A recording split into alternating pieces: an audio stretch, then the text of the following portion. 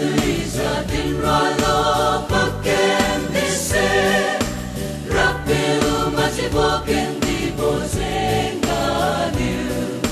Jubilee Chunwibo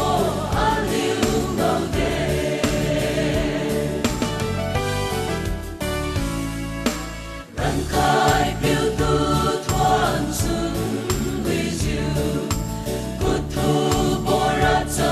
Rapiu sieh tu hoi tang diu liu tu masan wanglo tasai boga su liu tu Rankhaipiu o wanglo patu thon chiu kahum Haibo masan wo tingmik Hallelujah, dinron lo paken diseh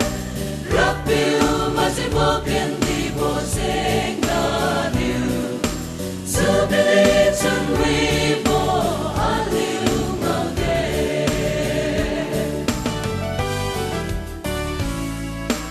Rankhaipiu tu thon Chunwibo man hoan bo mili go piu sieh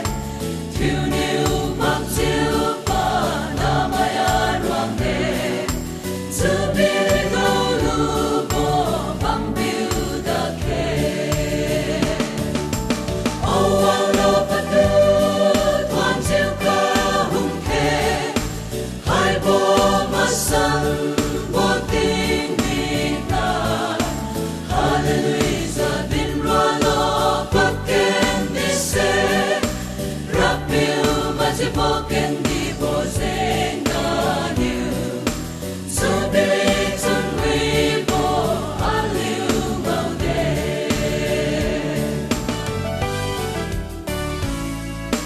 Rankhaipiu tu thon Chunwibo paten ten Rapiu tu Liangmai tu masan chiu dinron Kadi Rankhaipiu o wanglo patu thon chiu kahum Haibo masan wo tingmik Hallelujah, dinron lo paken diseh Rapiu majibo